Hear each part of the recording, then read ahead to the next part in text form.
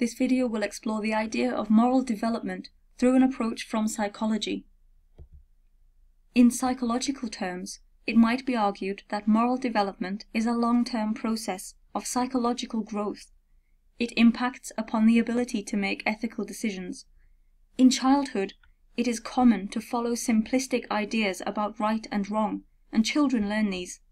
Gradually, they become better at thinking in more abstract terms and can begin to see a bigger picture. They can also begin to account for anomalies, situations where black and white rules might not apply, and their thinking becomes more flexible.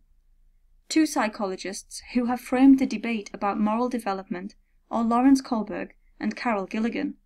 In order to understand the background to their work, we will look back further to Swiss psychologist and philosopher Jean Piaget. Piaget was born in 1896 and died in 1980. He was a firm believer in education of children as a means of the development of society. Piaget believed that children develop moral awareness and knowledge in stages, and that they make moral choices based on their own observations of the world. He believed that peers more than parents have an influence on a child's understanding of morality. Social relationships are very important in his theory of moral development, as children move from being ego-centered to socio-centered as they develop. Whilst Piaget's ideas about the particular steps of child development have been challenged, his overarching principles have been influential in understanding moral development in children. Lawrence Kohlberg, born in 1927 and died in 1987, was an important psychologist who made use of Piaget's theories. With them he developed a theory of moral behavior which included the role of responsibility.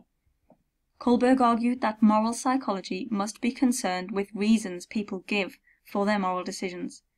Kohlberg used Piaget's idea that people develop more sophisticated and flexible thought processes as they understand the world better. Kohlberg outlines 3 levels of moral development, which each have 2 stages. The first level is pre-conventional morality, which is self-centered. The first stage is oriented towards obedience and punishment. I will share my toys or I will be in trouble. The second stage is based on an exchange, as for example in the biblical an eye for an eye, a tooth for a tooth. I will do the right thing so I will be rewarded. Level 2 is conventional morality, which is socially centered. The first stage of this is conforming to expectations of those we know, and the second stage is upholding the social order or serving society. Level 3 is post-conventional morality, which is based on reason. The first stage is promoting individuals' rights, and the second stage is developing universal principles.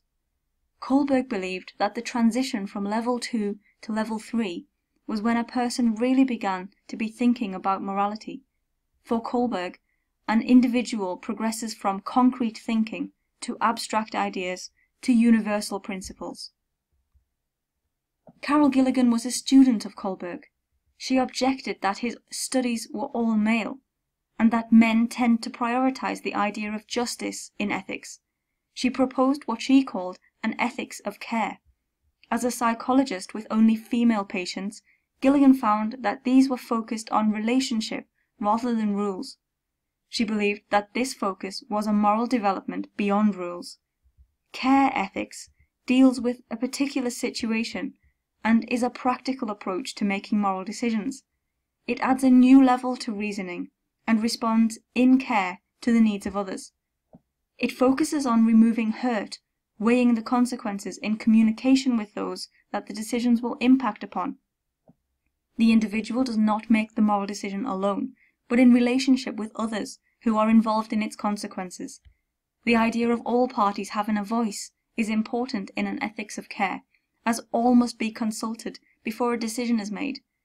Gilligan's claims about gender difference have not been evidenced in psychological research. However, she has had an impact on understanding moral development in psychology. It has encouraged others to work cross-gender and cross-culture. It has led to better understanding of well-being in ethics, and has led to the development of an ethics of care in normative ethics.